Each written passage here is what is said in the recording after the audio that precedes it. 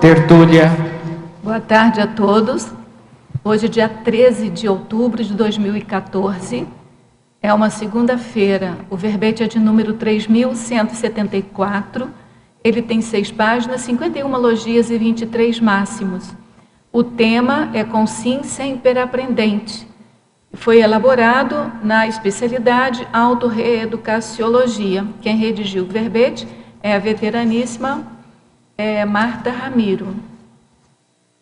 A Marta Ramiro é professora do ensino médio, licenciada e bacharel em física, brasileira, natural de São Paulo, capital, voluntária da Conscienciologia desde janeiro de 1988, docente em Conscienciologia desde fevereiro de 1993, tenepsista desde 1998 e é coordenadora do Colégio Invisível da Ressexologia. A Consim Semper Aprendente é a consciência intrafísica, homem ou mulher, autodidata, além da escolaridade formal, neofílica, quanto à aquisição de neoconhecimentos evolutivos, teática em ressex e recins pessoais, investidora nas práticas interassistenciais esclarecedoras e na priorização da produtividade gesconológica até o fim da existência intrafísica. Na pensenologia, nós destacamos o holopensene pessoal da autoproficiência, o holopensene da autoeducação, a autopensenização crítica, os mnemopensenes e a mnemopensenidade. Na fatologia, a autodisposição em aprender, a iniciativa pessoal para estudar, a disponibilidade de tempo, a regularidade das leituras, a escolaridade formal estimulando a autodidaxia, o aprofundamento dos estudos intraconscienciais, a concentração na realidade das prioridades pessoais, a criação das técnicas autodidáticas, o analfabetismo funcional em oposição às recins, o cerceamento cognitivo no âmbito da ciência convencional, as ressex na criação de estratégias para ensinar a si mesmo, os pré-requisitos orgânicos fortalecedores dos dicionários cerebrais, o revigoramento da autoestima fundamentada na inteligência evolutiva, os desafios da autoaculturação interdimensional, a desculpabilização da inexistência do professor, a dissertação existencial atualizada, a materialização da mega-gescom. Na parafatologia, a paratecnologia de ponta da parapsicoteca, instruindo a consciex, a rotina mental somática favorecendo a amparabilidade extrafísica de função, a paradidática educativa demonstrada por meio dos flashes retrocognitivos, o parapsiquismo intelectual, a paracaptação da paraverpons, a central extrafísica da verdade. E aí eu volto a ler o primeiro item, que é a autovivência do estado vibracional profilático para conquistar tudo isso. No detalhismo, nós destacamos que tem 17 máximos, o que caracteriza, o que emprega, né, um status bem detalhista ao verbete. Na argumentologia, nós destacamos o parágrafo caracterologia, e sob a ótica da evoluciologia, a verbetógrafa apresenta 19 características da consciência semper aprendente. Na remissiologia, então, nós destacamos aptidão a conhecer, autodidatismo, catálise consciencial, corredor heurístico e progressão continuada. A consciência semper aprendente busca a autonomia cognitiva. Por meio dos altos esforços continuados, torna-se professora e aprendiz de si mesma, visando preencher o próprio gap cultural. Você já refletiu sobre a importância de estudar continuamente, sendo professor ou professora e aluno ou aluna de si mesmo ou de si mesma? O que tem feito para otimizar essa condição? Na bibliografia específica, a autora contribui com 5 fontes de referência. Agora vamos ler a mega-análise elaborada pela equipe de mega-análise Enciclosapiens, constituída por Marilene Raganin, Pilar Alegre, que está aqui presente, e Socorro Frazão. Aprendiz, escrita, autodidaxia, curiosidade, conhecimento, paradidática, holomemória, automotivação, bibliofilia, gesconofilia, poliglotismo, priorização, mental-somaticidade, autorreeducaciologia, autodesassediologia, enciclopediologia, intermissiologia, cerebrologia, erudiciologia e proexologia. Antes da gente passar ainda para a tertúlia, o debate, Marta, eu quero fazer assim os últimos chamamentos para a promoção da compra antecipada. Não é que a gente vai desistir de fazer, não, é que o livro já está para ser lançado. Então, a gente tem que correr, quem não tem ainda o livro, correr para poder aproveitar essa promoção e entrar nesse fluxo aí, dessa Mega GESCOM do professor Valdo Vieira. Então, o que é essa promoção, né? O Léxico de Ortopensatas é a Mega GESCOM do professor Valdo, que está escrito em 2 volumes. Ele está para ser lançado até o final do mês.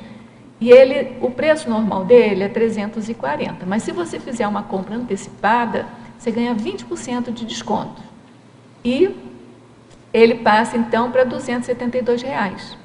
Como é que você pode fazer para participar dessa promoção? Você pode entrar em contato com a Editares, pelo e-mail editares@editares.org ou pelo telefone 45 código de área 2102-1407.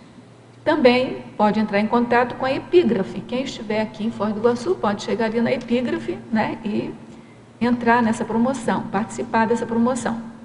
Então, quem estiver fora de Foz do Iguaçu, entrar em contato pelo telefone 45 código de área 3525-0867. E também lá tem o Shopcons, cujo endereço é www.shopcons.com.br. E eles alertam que o frete é pago pelo comprador. E a gente sempre dá aquela dica que, ao invés de você pagar, se você preferir, né, acho que é irrecusável o convite, você vem aqui a Foz do Iguaçu, na época de pegar o teu livro, passa uma semana, ou pelo menos o fim de semana, nesse balneário energético e volta com o seu livro, né? São 2, é de peso, mas a gente consegue. Agora, de todo modo, se qualquer uma dessas opções ainda não é a sua opção, você pode ir a qualquer centro educacional do IIPC e participar dessa promoção, que todos os centros educacionais espalhados aí pelo Brasil, eles estão encarregados, eles têm a condição de vender essa promoção para você. Então, a gente aguarda vocês aí nesse mega lançamento aí da mega obra do professor Valdo Vieira. Marta, a pergunta de praxe, assim, o que te levou a fazer esse tema de verbete, tá? E se durante a elaboração desse verbete, caíram fichas, se ocorreram novas ideias, se mudou alguma coisa assim, no foco de pensamento seu, o que aconteceu com você nos bastidores da elaboração desse verbete? Bom, boa tarde a todos, é uma satisfação estar aqui. E quando eu comecei a estudar projeciologia, nas palestras o professor Valdo sempre falava em tudologia.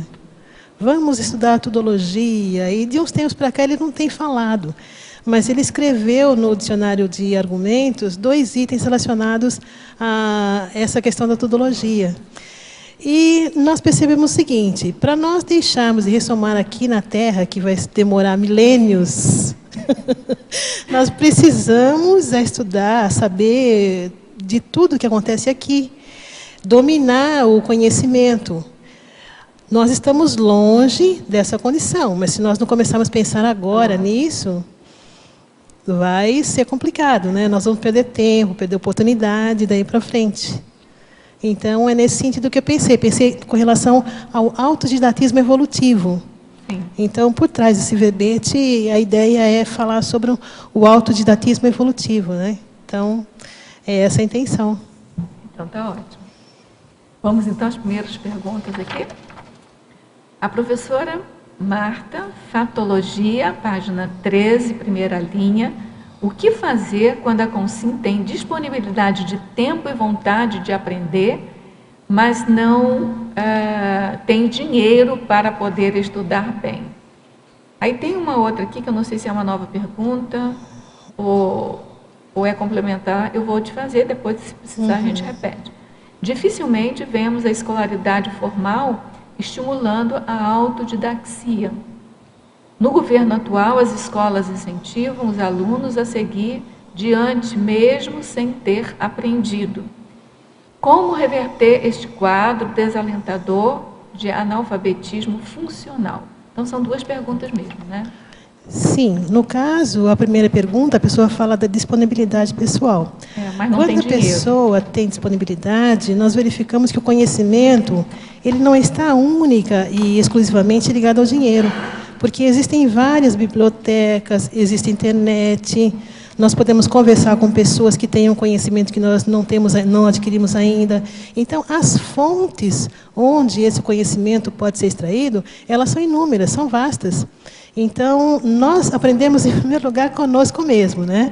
É através das autopesquisas, das autoinvestigações, das observações. Então, tudo isso tem muita riqueza em torno disso.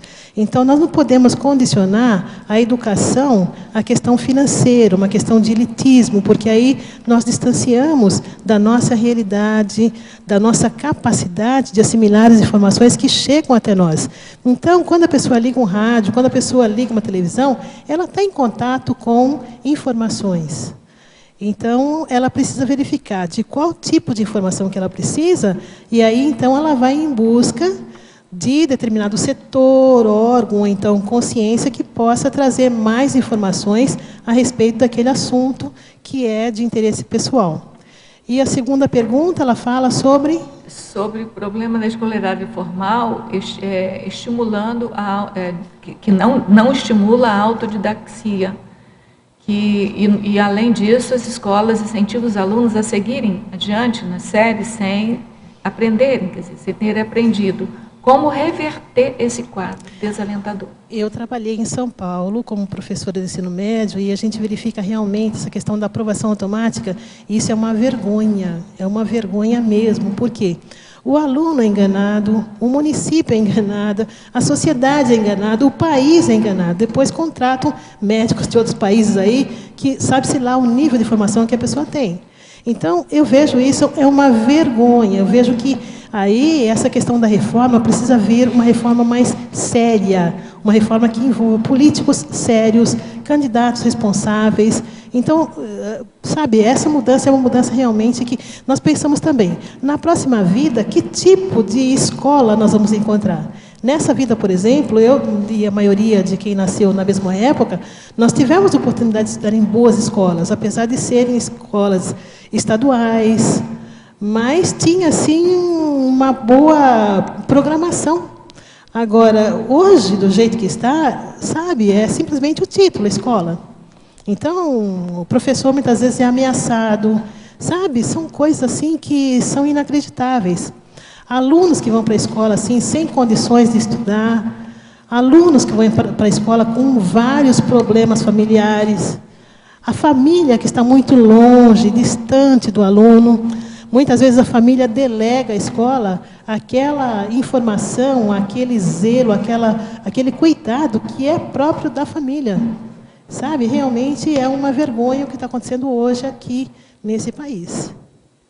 Eu acho que é uma questão social também muito séria aí, né?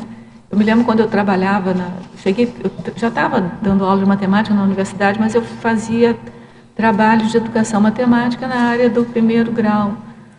E aí a gente teve contato, né, com alfabetizadores, assim, a gente chegou a trabalhar na alfabetização. E o problema era esse, às vezes a criança não sabia nem que para escrever a nossa linguagem tem que ser da esquerda para a direita, porque em casa, jornal era só para embrulhar e para vender, para ganhar dinheiro para comprar as coisas. Então, às vezes as crianças escreviam de qualquer maneira e aí, às vezes, eram até taxadas de disléxias, davam nomes, né, de doença para as crianças, quando, na verdade, é que o professor não sabia, que ela nem sequer sabia que a escrita era da esquerda para a direita. Isso é uma convenção, isso é tem que aprender, a criança não vai nascer sabendo, não é? Até porque outros países não escrevem da esquerda para a direita. Então, assim, coisas mínimas, assim. A desvalorização, não sabem, por exemplo, que escrever é registro, que serve para guardar alguma informação para depois resgatar, porque não tem essa ideia, não tem esse valor. Então, é bem complicado, né? E uma coisa também que vale a pena a gente ressaltar é a questão da desvalorização do professor. Porque também. Tudo cai nas costas do professor. O aluno não aprende, é professor. Sabe, é tudo. Então, é uma coisa assim que a gente verifica que o professor ele não é o único, é um sistema. Tem toda uma rede de funcionamento e essa rede precisa ser revista. Essa rede precisa ser atualizada. Por exemplo, eu trabalhei numa escola como orientadora, né? Eu acreditei num projeto lá do Rio, então eu pedi, eu dava aula no 2º grau nessa época, eu não tinha dedicação exclusiva. Aí eu pedi para trabalhar nesse tipo de escola lá, que foi implementada, que era o CIEP, no antigo governo do Brizola.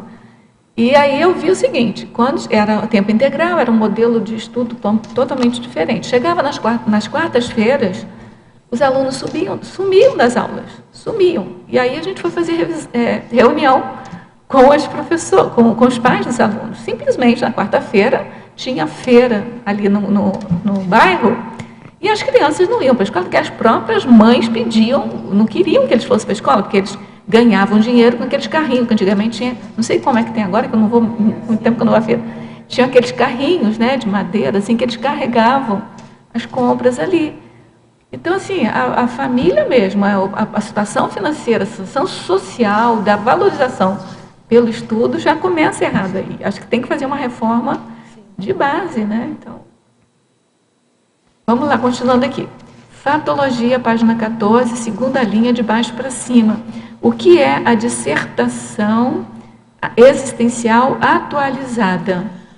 Olha, nós temos um passado, cada pessoa tem aí o histórico das vidas anteriores, mas o que nós estamos propondo aqui, nessa dissertação existencial atualizada, é a pessoa fazer uma revisão, uma escrita da vida dela atual.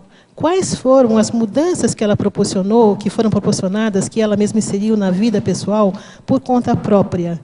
E quando nós falamos em dissertação existencial, nós estamos falando também com relação ao parapsiquismo, com relação à interdimensionalidade, com relação à interassistencialidade, com relação ao esclarecimento. Então, entram vários itens aqui que essa dissertação vai ficar muito enriquecida. E sempre a pessoa vai querer investir mais nas mudanças para que ela possa ter uma dissertação existencial melhor depois que ela dessomar. Então, até o último minuto, até o último segundo. Pode fazer uma revisãozinha na dissertação, é isso? Tirar o ponto final, colocar uma vírgula. Tá bom. E a numerologia, página 15, como otimizar o acesso à central extrafísica da verdade? Olha, isso daí é uma hipótese que eu tenho, porque nós falamos até agora muito em parapsiquismo, mas o parapsiquismo ligado à questão emocional.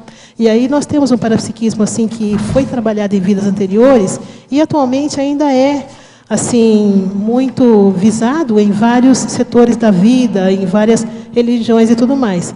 Então entram aqueles fenômenos tradicionais, né, que são clarividência, clareaudiência e tudo mais. Mas quando você trabalha com o mental soma, nós podemos criar a hipótese de estar trabalhando com o parapsiquismo mental somático, desenvolver o parapsiquismo ligado à intelectualidade. E aí sim a pessoa vai ter mais possibilidade de captar essas ideias originais, ter acesso às centrais extrafísicas. e trazer as verpons, recuperar os cons com mais facilidade. Então, é nesse sentido, né? Então, o autodidatismo, nesse caso, ele ajuda bastante nisso. Uma consciência hiperaprendente, ela vai ter mais oportunidade de desenvolver o parapsiquismo mental somático do que uma outra que não conheça as ideias da conscienciologia, não valorize essa condição. Professora Marta, Fatologia, página 13, final da 4ª linha. Poderia aprofundar a criação das técnicas autodidáticas? Teria alguma técnica de criação própria favorita? Poderia contar para nós? Essa pergunta vem de Madrid para você. Uhum. Olha, essa questão de técnicas autodidáticas, isso daqui é muito pessoal, muito particular. Por exemplo, no caso das pessoas, cada um vai verificar, por exemplo, que tipo de informações que eu preciso acrescentar no meu dicionário cerebral. Uma pessoa que tem formação na área de exatas, por exemplo, não necessariamente ela tenha muita facilidade em estudar história, geografia. Então, a história e a geografia podem ser uma lacuna na formação cultural dessa pessoa. E assim sucessivamente. Uma pessoa que tem a formação na área de geografia, ela pode ter dificuldade em matemática e assim por diante.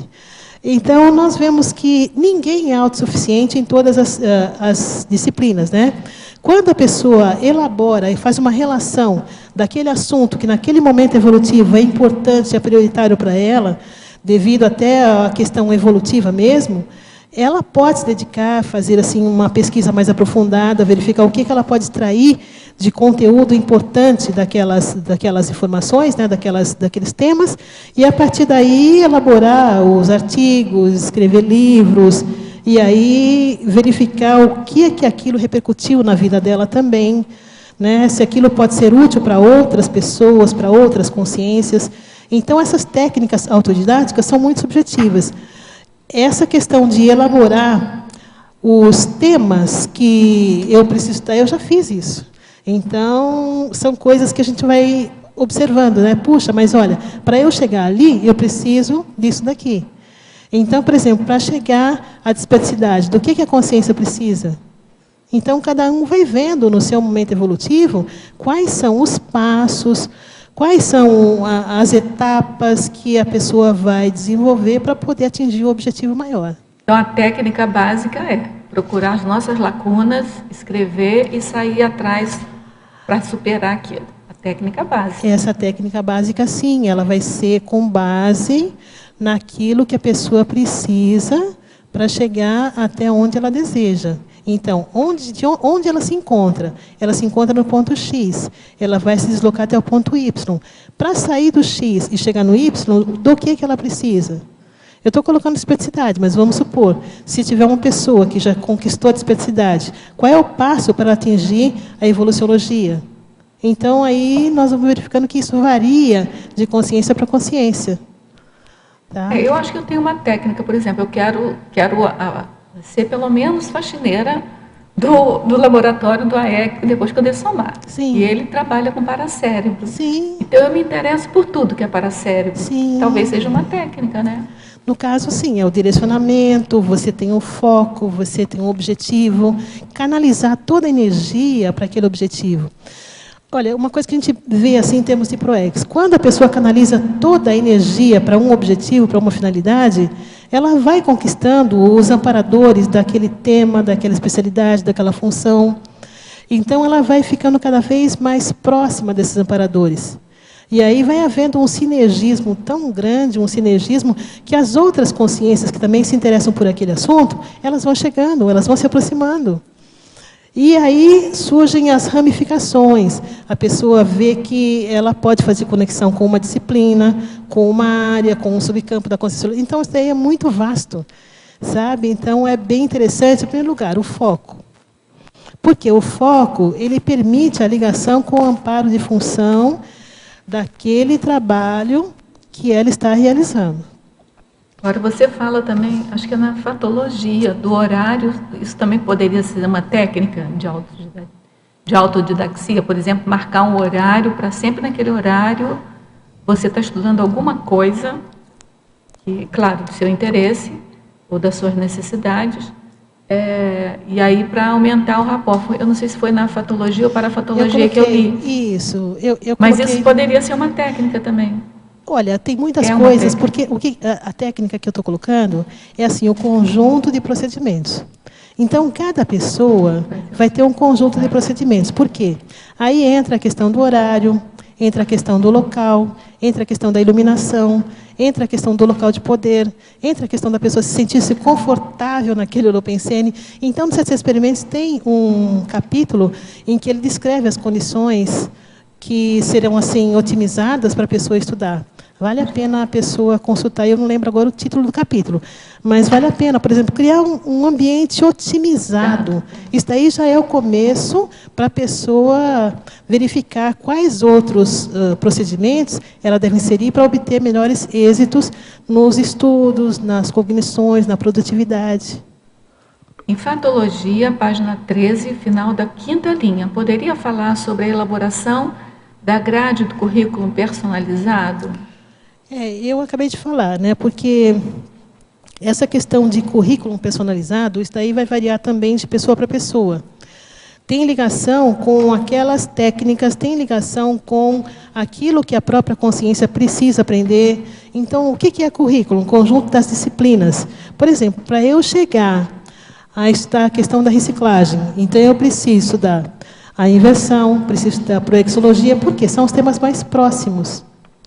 Uma pessoa que estuda, por exemplo, consciencioterapia, ela vai ter outras especialidades que têm mais ligação com aquela área da conscienciologia que ela estuda.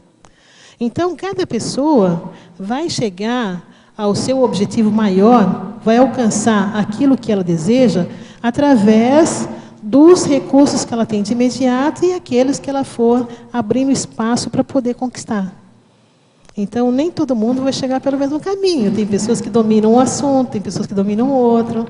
Então, entra a questão do interesse também, né? A gente vê isso até entre os serenóis, né? Pelo que a gente lê, que cada um tem uma linha mais especializada de atuação, né? Exato. Um vem pela parapolítica, o outro vem pela assistência. Todos fazem assistência, mas assim, a área de maior intensidade de estudo, é o caminho mesmo, assim, o mater pensene da pessoa, né? Tem uma pergunta que o professor Valdo coloca, até nesse dicionário de argumentos.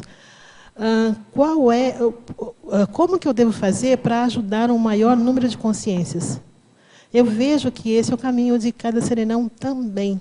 Porque na hora que ele entra na política, ele vai ter o seu grupo de consciência ali, consciências de modo geral. Na hora que a pessoa entra para ajudar crianças, na hora que a pessoa entra para ajudar os animais, sabe, faz uma coisa assim, puxa, mas como ajudar um animal? Sim, tem consciências mais evoluídas fazendo esse trabalho. Então é bem interessante isso, né? É muito interessante. Vamos lá, Marta. Fatologia, página 13, 7ª linha. Poderia aprofundar a acomodação cognitiva camuflada pela priorização das atividades cerebelares? Quais seriam essas atividades?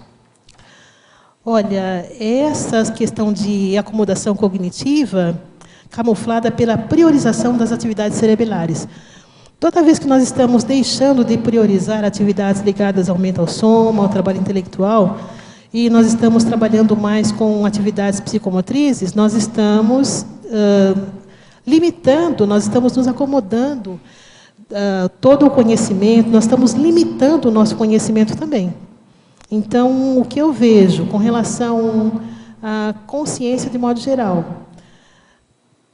depende muito do percentual de inteligência evolutiva também, porque para muitas pessoas é importante, nesse momento evolutivo, priorizar as atividades cerebelares.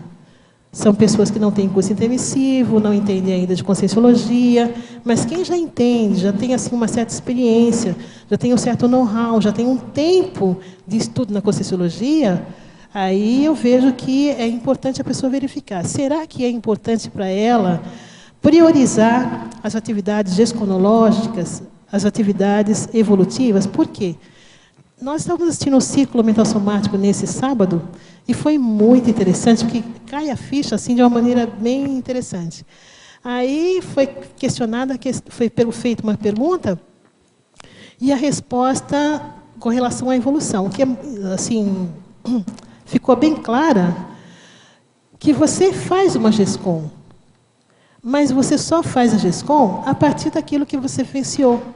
Você só faz a GESCOM a partir daquilo que você viveu, que você praticou. Então, se a pessoa tem o exemplarismo, é lógico que o exemplarismo vai embasar as GESCOMs. O exemplarismo vai embasar toda a performance da consciência. E o exemplarismo, então, nesse caso, nesse contexto, ele é superior às GESCOMs, mas não é por isso que nós vamos deixar de fazer as GESCOMs. Então, a nossa prioridade ainda são as GESCOMs. Professora Marta, Fatologia, página 13, segunda linha, de baixo para cima. Poderia desenvolver a retenção das novas informações de ponta? Conheço a Conscienciologia há 2 anos e me afinizo muito com as ideias. Na aplicação e vigília diária das novas informações de ponta, encontro situações de impasse importantes dentro da minha família. Torna-se ambíguo pensar e agir de uma forma e nunca poder falar a respeito. Meus familiares me dizem que tudo levo para essa história de Conscienciologia. Começo a pensar que, de fato, nestes casos, devemos guardar para nós. Poderia comentar? Ela também está em Madrid, a mesma, de Madrid, que está te falando. Sim, Então, olha, nós precisamos observar o seguinte. Quando nós falamos em Conscienciologia, o que é a Conscienciologia? A Conscienciologia é a ciência que estuda a consciência. Nós estamos o tempo todo cercados pelas consciências intrafísicas e extrafísicas. Não significa que todas as consciências intrafísicas que estejam ao nosso redor tenham o mesmo nível, o mesmo grau, o mesmo percentual de percepção, de conhecimento, de informação que nós temos. Por quê? Cada consciência tem sua ficha evolutiva pessoal, tem o seu percentual de inteligência evolutiva. Então, nós não podemos generalizar, porque nós podemos estar num grupo e esse grupo ele é heterogêneo. Sendo heterogêneo, muitas vezes nós somos colocar lá para sermos exemplo e não para fazermos a aculturação daquele grupo, né? Então, essa questão de nós queremos forçar a barra ou então propor uma informação para a qual a consciência não está preparada ainda, isso para nós não é o ideal, não é ético, e nós verificamos que nós erramos muito quando nós partimos para esse lado. Por quê? Quando nós falamos em consciência, nós falamos em universo. Nós podemos pensar da seguinte maneira: quais são as consciências que naquele momento evolutivo podem trocar pensenes conosco, têm pensamentos similares aos nossos. Então, não é o fato da pessoa estar próxima a nós que ela vai ter o mesmo tipo de entendimento. Por exemplo, o que é proposto para a gente aqui, de acordo com as pessoas que têm o parapsiquismo desenvolvido e já estão atuando nisso há mais tempo, que nós somos do grupo evolutivo, do transmentor, da monja e outras consciências assim. Por que que eles são mais evoluídos do que nós? Será que também nós, naquele momento evolutivo, que eles tinham mais lucidez, nós não estávamos obnubilados e não compreendemos certas posturas, certas informações? Então, tudo tem o seu momento, tudo tem o seu contexto.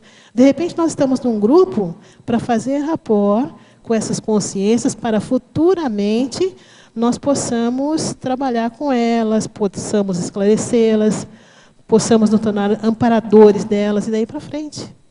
É só assim, eu fiquei pensando aqui em que você está falando, né? A gente, para entender bem essa situação, é igual a gente viver com alguém que o tempo inteiro está falando, olha, Deus quis assim, né? Você vai ficar meio que agoniada, né? Então, assim, a gente não pode ser consciência chata também, né? Só que, assim, eu tenho um verbete que eu chamei de isca resgatogênica. Que, assim, fica o mais quieto possível observando, mas a hora que tem que falar alguma coisa, mesmo que a pessoa não entenda ou reaja, porque mais tarde você pode precisar daquela noção, daquela informação. Então, mesmo que, sem ser o consciência chato, né? Mas, assim, falar algumas coisas bem pontuais, bem oportunas, mesmo que a pessoa não entenda, mesmo que a pessoa rechace na hora, mais tarde pode ocorrer alguma situação que você possa resgatar aquele papo, aquela informação. Mas tem que ser assim com muita paciência, muita paciência. Muita. Né? E é bem interessante também que eu lembrei agora, no círculo também ficou colocada a questão do holopensene. Sim. Então, uma técnica que é usada na Conscienciologia é o seguinte, por exemplo, qual é a formação daquela consciência? Por exemplo, a pessoa que tem formação na área do direito. Então, entrar nesse holopensene com a linguagem do direito para que a pessoa possa entender aquele conceito. Então, a pessoa não vai entender integralmente, 100%, mas naquele pouquinho que ela pode entender, já é suficiente, né? Isso daí já vai fazer a diferença. Agora, eu concordo com ela. Eu tenho a minha família, a mesma situação que a dela, às vezes é agoniante mesmo, sabe? Você vê que a coisa não é aquilo e você não tem o que falar, porque você não vai falar, a pessoa não vai entender. Não. Então, você tem que ficar quieta mesmo. Aí o holopensene que funciona, né? É isso. Coloca na TENEPS, joga energia e deixa o tempo resolve. Exato. Tânia, você quer perguntar?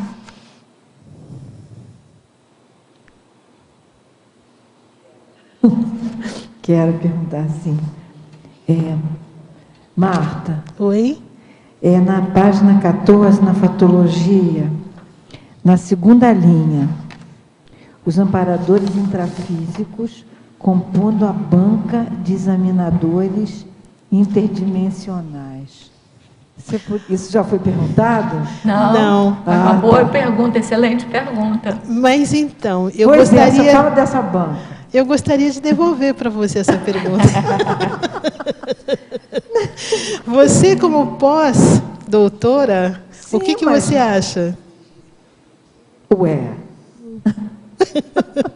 Eu sou pós-doutora, mas isso é na academia. Mas então, isso é coisa vulgar. Você é uma consciência. Pois é. Que conhece a Conscienciologia. Então, assim, Tânia, o que eu pensei na época foi o seguinte, olha, a nossa vida aqui é uma vida de consciência, consciex.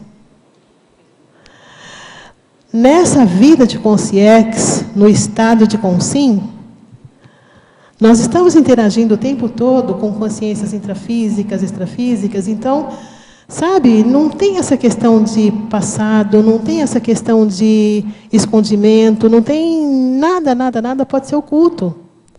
Então, esses amparadores aí, de certa forma, eles, como se eles constituíssem uma banca de examinadores interdimensionais.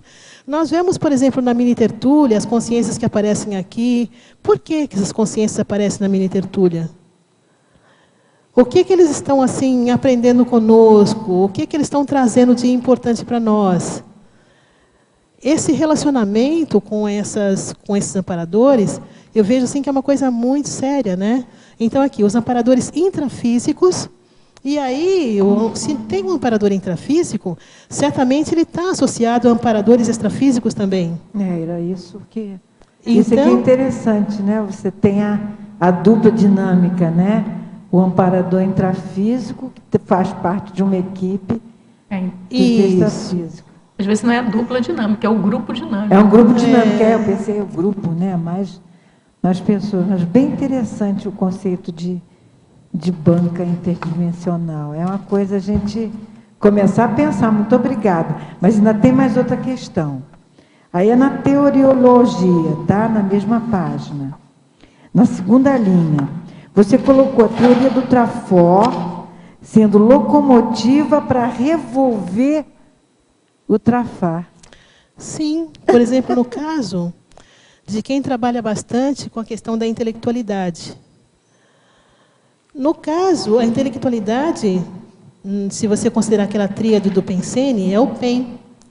E o PEN, ele vai, cada vez que está sendo alavancado, ele vai favorecendo a melhoria das emoções e também das energias conscienciais. Por exemplo, eu quero melhorar os meus pensenes. Na hora que eu tenho assim um trabalho intelectual, o que eu vou fazer? Eu vou procurar compreender mais sobre aquele assunto, sobre aquele tema.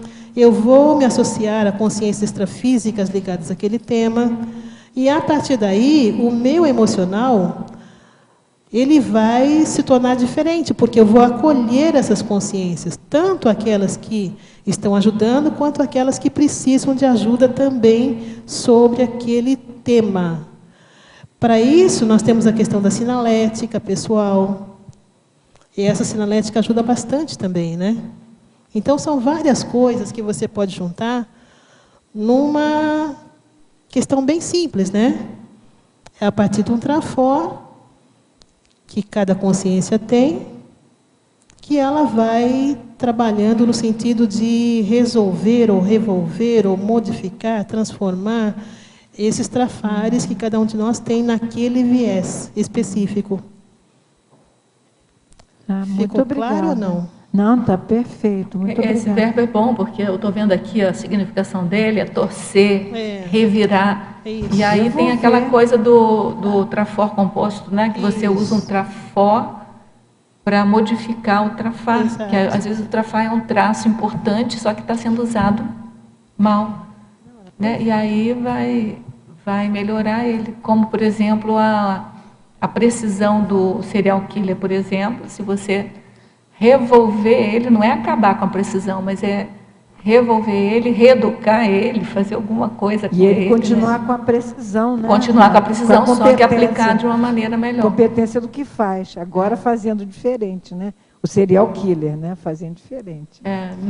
Não fazer mais, Não sendo não mais ser serial mais serial killer. Pois é. Serial assistencial, então, né? Não killer. Serial. Educacional, alguma coisa. Você quer falar? Marta, duas perguntas da fatologia aqui. Na página 14, a primeira linha, poderia ampliar o conceito aí dos pré-requisitos orgânicos fomentadores dos dicionários cerebrais?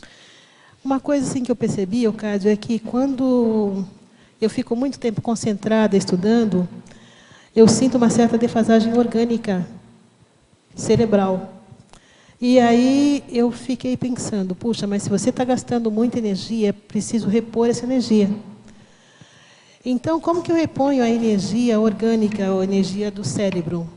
Uma das coisas que funciona para mim, antes eu comia doce, mas não resolve, é péssimo. Sei que o açúcar tem efeitos colaterais. Então, por exemplo, a castanha do Pará é muito boa. Isso daí é uma coisa interessante a gente observar, né? Que vale a pena verificar quais são outros alimentos que podem, vamos dizer assim, repor a energia que é gasta, porque às vezes você fica muito tempo concentrado e você esquece, né? Até da vida e tudo mais. Mas aí tem que preocupar-se com essa condição também. Eu estava entendendo até que seria organismos, mas são alimentos, né? Orgânico no sentido de alimentos. No sentido de alimentos, isso. E a outra é Eu no acho, meio. Eu acho que pode ser as duas coisas, né? No sentido do desgaste físico, Sim, desgaste orgânico, físico. que aí o alimento entra para Isso, ajudar. repor. A outra é no meio aí da fatologia, os desafios da autoaculturação interdimensional. Pois é isso que eu fico pensando. O que é a aculturação? A aculturação é quando um povo, numa guerra, vence outro, ele impõe a cultura.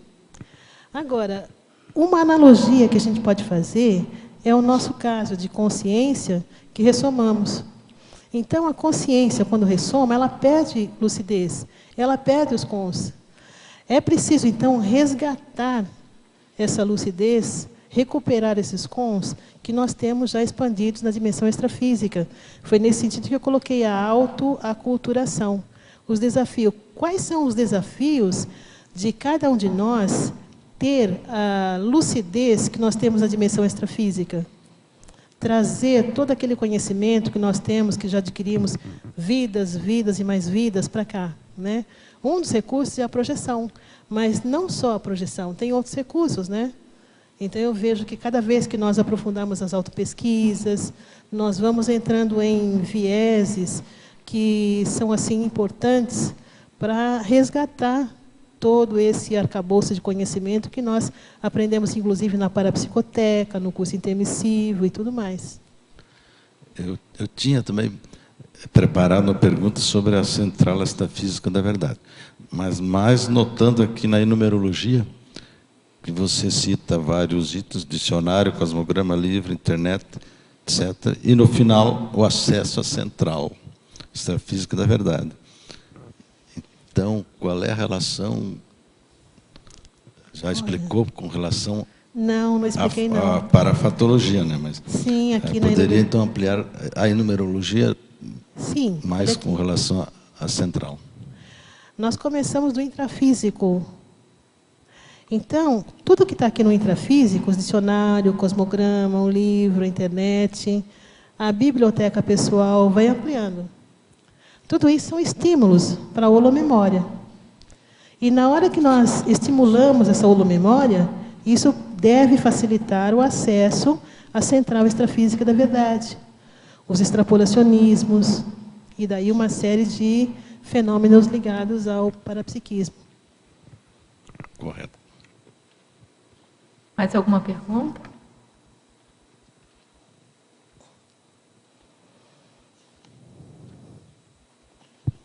Já foi. Continuando a pergunta que aquele senhor, ele fala aqui na central extrafísica da verdade. Pressupõe que há outras centrais extrafísicas. E até que ponto é que nós conseguimos distinguir se é a da verdade ou não? Você poderia, por gentileza, repetir? Eu não consegui ouvir. Traduzir português. Português do Brasil. A dificuldade de identificar quando você está acessando a extrafísica de energia, da verdade ou da fraternidade. Distinguir a distinção entre qualquer central. Também pressupõe aqui para Tem que falar bem assim para poder a gente ouvir isso. pressupõe que há mais centrais extrafísicas sem ser da verdade. Deixa a Marta responder. Gente, eu não sou especialista nessa área, não. O ideal é nós virmos a mini tertúlia e fazermos pergunta para o professor Valdo. Agora, o que eu penso? Toda vez que nós temos assim uma ideia nova, uma questão importante, um neologismo, aquela ideia que vem assim carregada com muita energia, para mim isso deve ser, a minha hipótese principal, é que seja da central extrafísica da verdade. Agora, as outras centrais, por exemplo, central extrafísica da energia, o padrão de energia que você sente, lá também tem informação. Mas, assim, cada uma delas tem a sua especificidade, né? Central extrafísica da fraternidade, deve vir aquela questão do fraternismo, da transafetividade. Então, por exemplo, no caso desses serenões aí que já vivenciam a transafetividade, isso para eles deve ser assim um acesso bem, né, diário e tudo mais. Então, nós criamos hipóteses de que esse padrão vem da central extrafísica da verdade, o outro vem da central extrafísica. Então, para nós, tudo são hipóteses ainda, e hipóteses ainda bem elementares, né? Como você falou, depende da capacidade da gente, mas assim, que a gente já tem assim, alguma coisa escrita, Isso. é que as três centrais mais conhecidas da gente aqui, né, da nossa teoria, são essas que a Marta comentou. Então, a central extrafísica da verdade está ligada ao mental soma, a fraternidade ao psicossoma e a da energia ao energossoma, né? E aí é predominância, porque é tudo pensene. Certo? É indissociável uma coisa da outra, é indissociável você pensar, sentir e agir. Mas é predominância. Então, assim, ó, o que a gente sabe, se você está fazendo um trabalho de GESCOM, um trabalho mental somático, né, e a sua repercussão, como a Marta falou, é uma repercussão de insights, de ideias novas, de ver bom, é provável que a central extrafísica que está sendo acessada seja a da verdade. Se você está fazendo uma itinerância, com muita TARES para fazer, dando um curso para milhões de pessoas, ou uma palestra, né, para muitas pessoas, milhões é exagero, mas centenas de pessoas, é possível que todas elas estejam atuando, mas se naquele momento é a fraternidade que você está querendo transmitir mais, é possível que seja da fraternidade. Mas também, veja só, tem Verpon ali, então tem Tares, tem mental soma e tem energia, porque é ação. Mas a predominância qual é? Aí você vai sentir. Né? Se tem, por exemplo, um dos seus alunos ali que dá um piripaque qualquer e que você tem que fazer uma intervenção ali qualquer. Então, ali você já é mais fraternidade. Ou então, a energia. Talvez você tenha que fazer um arco voltaico na pessoa.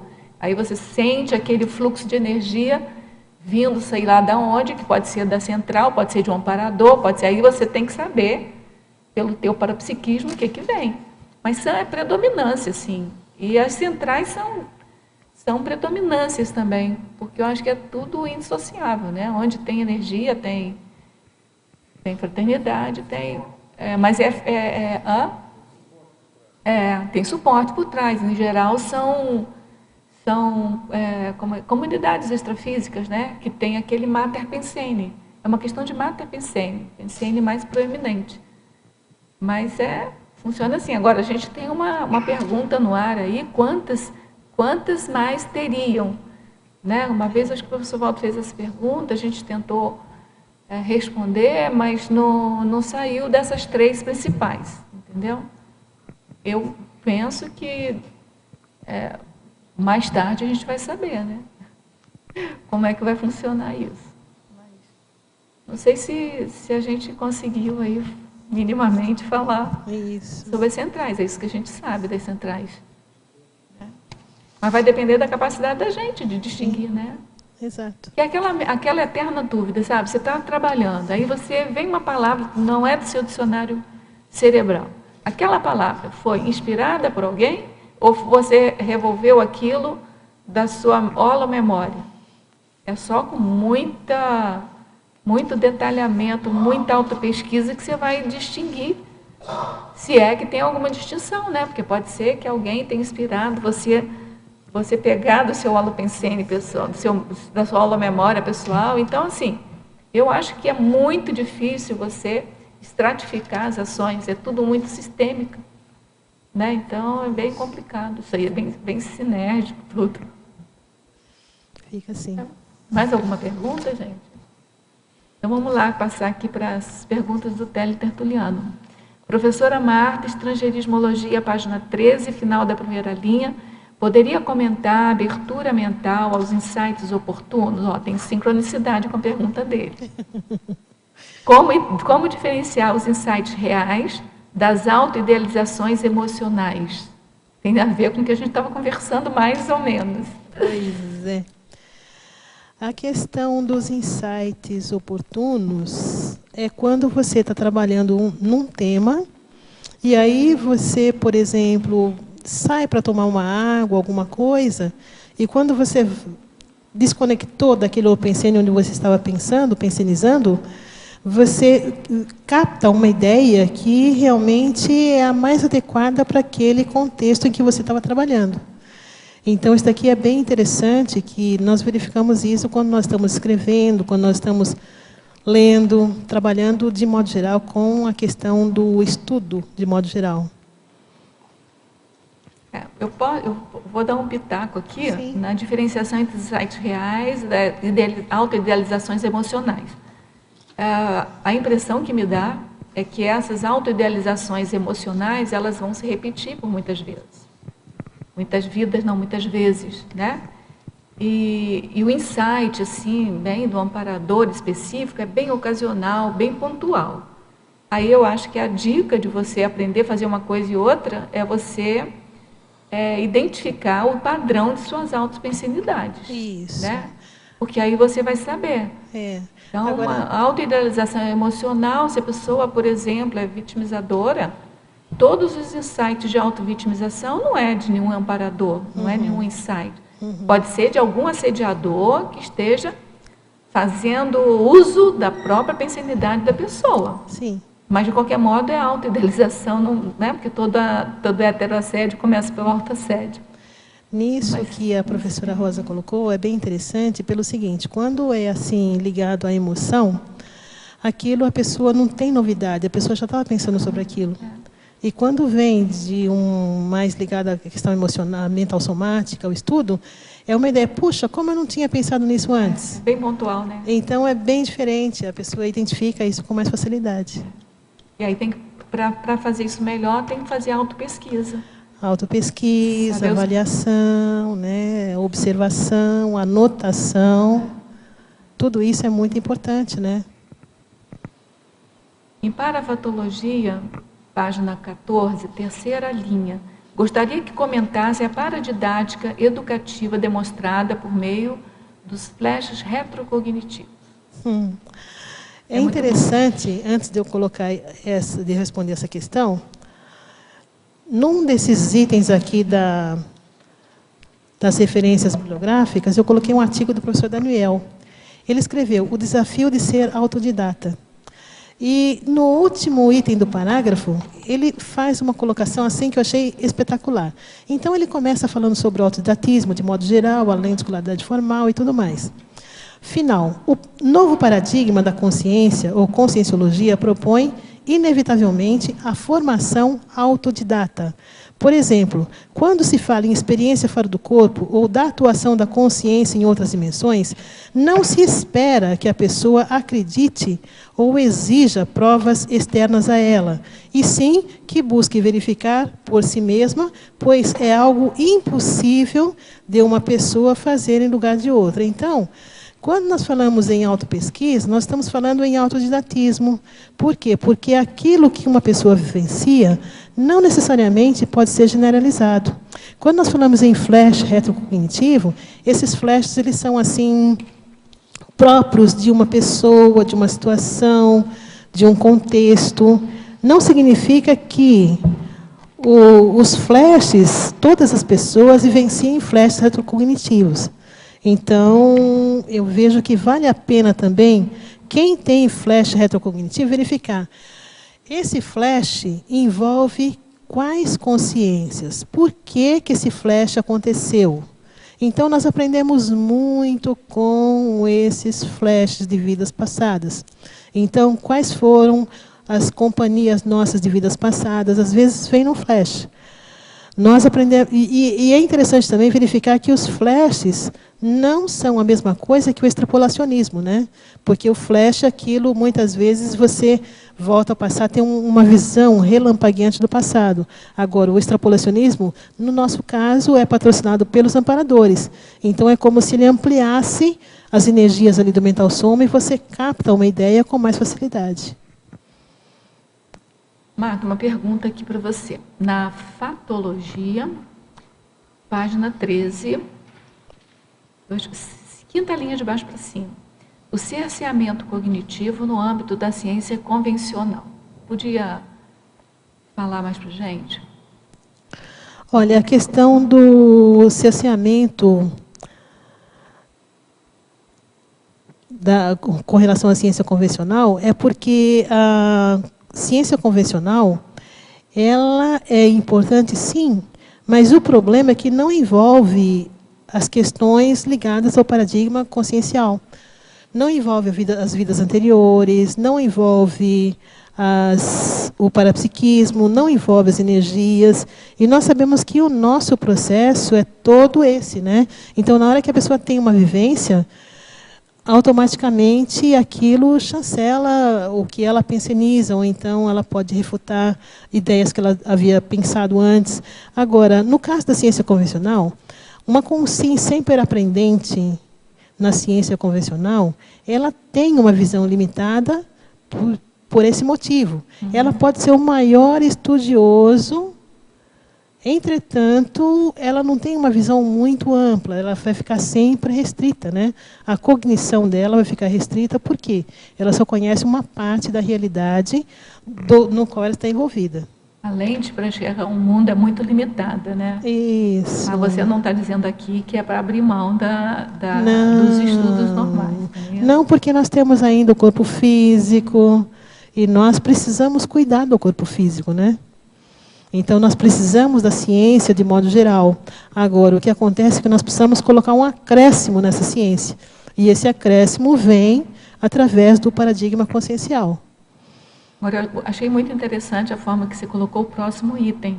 E como eu sei que você é estudiosíssima nessa área da Ressex, né, e é coordenadora aí do Colégio Invisível também, queria que você falasse a Ressex na criação de estratégias para ensinar a si mesmo. Achei muito interessante essa coisa que você falou. Quando nós falamos em Ressexes, são reciclagens extraconscienciais. Aí, então, nós vamos olhar em volta, vamos olhar em torno e verificar, no meu ambiente, o que eu preciso mudar para melhorar a minha performance intelectual. Na hora que eu falo em Ressex, eu vou verificar também quais os livros, quais os dicionários, quais são as consciências, quais são os artefatos de saber que eu posso inserir no meu contexto para otimizar o meu estudo. Então, por exemplo, nós vamos ter agora a criação do Mega Centro Cultural, Holoteca.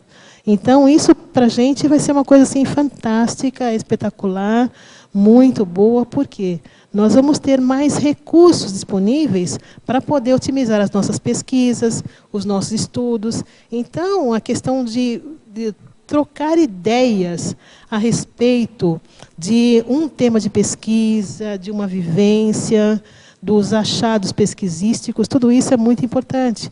Eu vejo que o progresso da ciência, o progresso das consciências, ele inevitavelmente passa por esse caminho, né? Então, qual é o foco, qual é a prioridade, qual é o contexto em que você está trabalhando, qual é o viés. E uma coisa interessante também é verificar, nesse mundo todo, começar a pensarmos como funciona o pensamento das consciências de modo geral. Qual é o mecanismo? Isso daí foi uma pergunta que a professora Marina fez há um tempo no ECP2. Ela falou, puxa, mas eu queria entender como que aquela pessoa está pensando. Então, isso daí é uma pergunta que ficou assim, sabe, você marcada. Você comprou a pergunta dela, é isso? Pois é, porque é interessante, porque se a pessoa tem um raciocínio assim, mais matemático, ela tem um raciocínio mais direto, mais sintético. Agora, um filósofo, ele já tem um raciocínio mais prolongado, ele já entra em detalhes, ele já... Então, sabe, não significa que é melhor ou pior. Não significa. Tem que ter cuidado com isso, né, dona Marta? Não é autodefesa, não. Isso, exato. E você é consinhada que nem eu, sim, né? Não, mas não é por aí também. Mas, assim, entende? Porque, assim, às vezes, para você chegar no mesmo ponto, às vezes as duas pessoas estão, assim, vendo o mesmo conceito. Só que uma vai por um caminho e a outra vai por um outro caminho. Às vezes as duas estão falando a mesma coisa, né?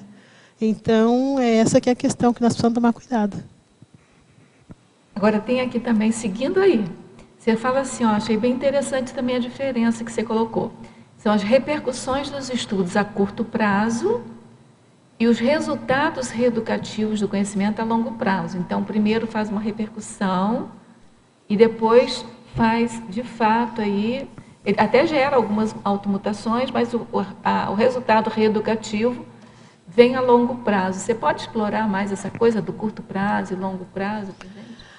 Agora, por exemplo, o que é um curto prazo e o que é um médio prazo e o que é um longo prazo? O que é isso, Marta? Pois é, depende do caso. Por exemplo, a questão do estado vibracional, que nós estamos trabalhando com ele. Então, o que acontece quando a pessoa, num período, por exemplo, de um mês, pratica o estado vibracional? O que ela sente? Quais são as mudanças que ela coloca na vida pessoal? Depois de 2 meses, 3 meses, 4 meses, 5 anos, e daí por diante, né? Então, ela vai vendo o crescendo. Então, todo o conhecimento nosso, seja ele parapsíquico, seja ele intelectual, vai sempre sendo efeito das acumulações. Então, por exemplo, a pessoa que começou a estudar Conscienciologia quando tinha apenas o Projeções da Consciência, ela tinha uma visão restrita. Naquela época nem se falava ainda em Conscienciologia. Depois surgiu os 700 experimentos. Oh, que máximo. Hoje, por exemplo. Então, quem chega hoje... Tem muita coisa para Tem muita coisa. Inclusive o dicionário de argumentos, o dicionário de neopensatas, que tá, assim, já foi para a gráfica, está sendo lançado. Mas agora a gente verifica que o professor Valdo desde o início, ele já colocou muita coisa que na época a gente não entendia. Eu fico lendo 700 experimentos novamente, Marta. Eu falei, gente, isso aqui eu não entendia nada do que estava escrito aqui, porque agora tem um outro padrão assim, de absorção ali do que está escrito, né? Pois é engraçado que... E a gente estudava, por exemplo, projeciologia. Nós estudávamos a projeciologia, inclusive para fazer prova, para poder dar aula. Agora, lendo projeciologia de novo, tem muita coisa ali. Eu falo, gente, mas como que estava aqui isso? Então, você vai amadurecendo, vai criando sinapses, a partir das experiências, a partir de outras fontes de informação, a partir da troca de detalhes, né, com outras pessoas. Então, nós vamos verificando que, sabe, o amadurecimento das informações, principalmente na Conscienciologia, ela vem a longo prazo, não tem jeito. Então, por isso que aquela pergunta daquela moça com relação à família, se nós que estamos na Conscienciologia, e eu, no meu caso, por exemplo, eu verifico que o amadurecimento dessas questões demora um certo período, imagine, por exemplo, a pessoa que não tem curso intermissivo. Gente, eu fico vendo, eu pego às vezes registro meu de cursos do professor Valdo, que ele dava antigamente, lá nos anos 1993, 94, que era a Conscienciologia Avançada. Sim. Eu fico olhando aqueles registros, não mudou nada do que ele fala ainda hoje, e a gente está na mesma abobrinha que estava antes. A gente muda muito lentamente, né? Lentamente. Mas entra a questão aqui também da consciência sempre aprendente, a questão da didática do professor. Ele está sempre batendo na mesma tecla. Uma hora, sabe, eu vejo que aquilo entra na cabeça da gente, né? Não, com certeza. A gente fala que está a mesma coisa, mas se você espremer na síntese, não está a mesma coisa, né? As perguntas que são feitas na mini tertúlia também, você vê, às vezes chega um aluno novo, a pessoa chega com aquela maior boa intenção e ela faz aquela pergunta e fala, gente, mas isso eu já perguntei há tempos atrás. E a pergunta ainda está no ar, né? Quer dizer, ela não foi ainda absorvida. Foi a nossa amiga lá de Madrid, professora Marta, Sinergismologia, página 14. Segunda linha, poderia falar do sinergismo, mudança de pensamento, mudança de comportamento? Se uma pessoa se torna mais autodidata, poderia conduzir a mudança de pensamento ao ponto de mudar de comportamento? Nesse sentido, o estudo e aprofundamento dos verbetes da Enciclopédia da Conscienciologia pode levar à mudança do temperamento de alguém? Olha, eu vejo que na Conscienciologia nós temos várias formas da pessoa, a partir do pensamento, mudar também o comportamento. No caso dos verbetes, nós vemos assim uma melhora significativa. Eu, por exemplo, esse daqui é o 7º verbete. Quando eu fiz o primeiro, foi um sufoco. A professora Rosa, coitada, a paciência que ela teve comigo, não foi brincadeira. Por quê? Porque aqui são muitos detalhes, né? Significa que agora eu sou especialista? Não, eu estou melhorando gradativamente, como dizem, paulatinamente, paulada. Paulada por paulada. Então, nós vamos bem devagar. Por quê? Porque essa questão da acomodação do conhecimento, ele é um processo realmente lento, né? Agora, a pessoa, dentro da Conscienciologia, além da mudança do comportamento através do assentamento das ideias, através do autodesassédio, que isso daqui provoca, né? Qualquer trabalho intelectual ele provoca desassédio, ele promove o autoconhecimento. Eu estava lendo esses dias na internet um artigo onde foi feita uma pesquisa aí no exterior, um órgão do qual o Brasil não faz parte, e eles citaram vários benefícios do estudo. Então, nesse trabalho que foi exposto, eles colocam que o estudo melhora a qualidade de vida, melhora as relações sociais da pessoa, melhora o convívio, e também há uma estimativa do aumento da qualidade de vida e também do tempo de vida da consciência. Uma pessoa, por exemplo, que tem uma estimativa de viver 50 anos, quando ela estuda bastante, estuda mais, ela tem assim uma estimativa de vida aumentada. Então, tudo isso são coisas que a própria ciência já está concluindo que é benéfico para o ser humano. Se é benéfico para o ser humano, neste caso, também nós verificamos que é benéfico para a consciência. Então, tudo aquilo que eu vou colocando como informação na minha memória hoje, no meu cérebro físico, isso vai repercutindo, vai estimulando também o paracérebro, que vai agir de uma outra maneira, de uma outra forma, de uma outra modalidade. Então, essa expansão do conhecimento é uma coisa assim que eu vejo que é inevitável. Todos nós vamos passar por esse processo. E cada vez mais, por quê? Quando a pessoa assim gosta de estudar, a Tânia está aí ainda? Ou era já? Tânia está. Tá, Tânia. Está com o microfone na mão. Eu gostaria de fazer para você, posso fazer uma pergunta, Tânia? Sim? Sim. Nesse verbete aqui, com sim sempre aprendente, eu gostaria que você falasse um pouco dos benefícios da leitura, do prazer, da satisfação de ler. Isso é engraçado. Eu estava conversando com o Loche há pouco sobre isso, como é que ele era, quer dizer, como a maioria de nós, como nós éramos quando éramos mais jovens, que estávamos na escola ou mesmo fora da escola. A gente gostava de ler. A gente tinha satisfação em entrar em contato com um livro novo, ou mesmo um livro já lido, e a segunda leitura também era muito interessante. Isso, para mim, eu estou sempre lendo. Eu li um livro no avião ontem, né? Eu cheguei ontem do Rio de Janeiro. Eu li um livro no voo, né? Porque eu tenho muito medo de avião, então eu faço alguma coisa. Ler tem sido a melhor maneira de passar aquele tempo, não ver as 2 horas do Rio até aqui. Você gostou da minha... Eu tenho mais uma pergunta para você, hein? O que você achou? Tá lógico? Tem lógica? Não, essa coisa da gente gostar porque é importante, traz satisfação, melhora a vida. Sim, com certeza.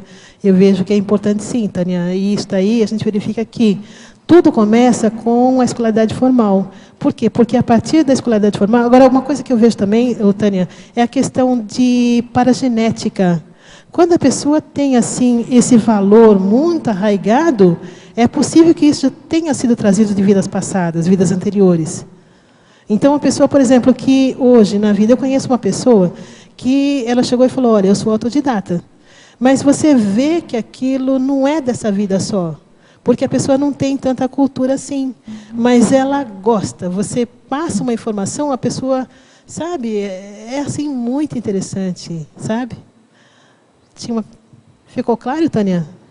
Para mim, tá. Agora a minha... sobre o assunto que você quer continuar? Ela queria fazer uma complementação nessa pergunta. É um exemplo que eu digo. Bota mais próximo de você. Na minha vida prática também tive essa experiência. Eu não lia, praticamente não tinha interesse em ler, porque a vida não dava oportunidade, né? E quando se instalou lá o metro, para ir para o emprego, eu deixei de andar de carro e eu comecei a ler. E notei, na minha desenvoltura de palavras, de construir mais frases, e mesmo a nível do emprego, de querer exprimir mais os meus assuntos, eu fiquei muito melhor. Eu senti-me mesmo muito mais autoconfiante. Foi isso. Era só o benefício da leitura me trouxe mais na minha vida já há uns anos para cá. Que bom. Tá.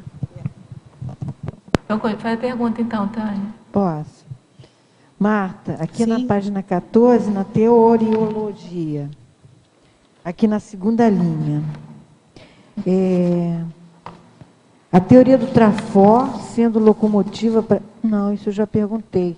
Não, é na fatologia. Fatologia na penúltima linha, de baixo. A dissertação existencial atualizada.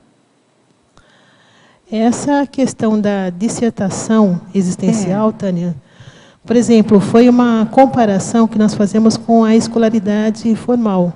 Na escola você faz a dissertação de mestrado a partir de um estudo que você faz. Agora aqui, nós fazemos a dissertação, ou seja, o estudo, nós passamos a nossa vida a limpo. Toda, né? Isso, é uma analogia, uma comparação, né? E nós atualizamos essa dissertação com as informações de hoje, com as reciclagens que nós fizemos, com as reciclagens que nós vamos fazer, com as conquistas que nós obtivemos nessa vida, com os insights, as GESCONs. Então, eu vejo que é um upgrade em relação à vida passada, em relação à vida anterior, que nós tínhamos temas específicos para escrever, né? Nós escrevemos sobre determinado aspecto da SOCIM, às vezes com um parapsiquismo mais restrito, um parapsiquismo mais ligado à questão emocional.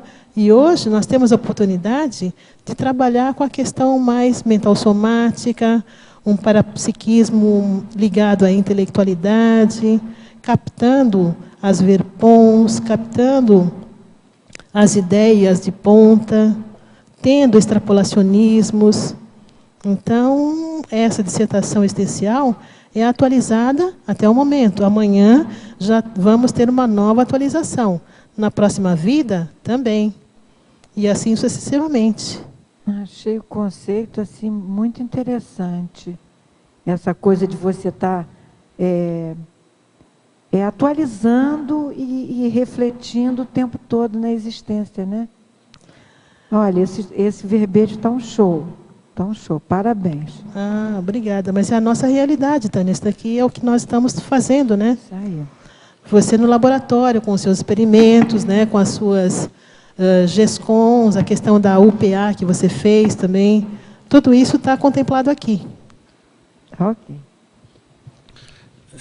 Voltando ao título inicial da consciência sempre aprendente, eu sempre me pergunto por que essa expressão sempre aprendente e não sempre dissenso ou sempre aprendente.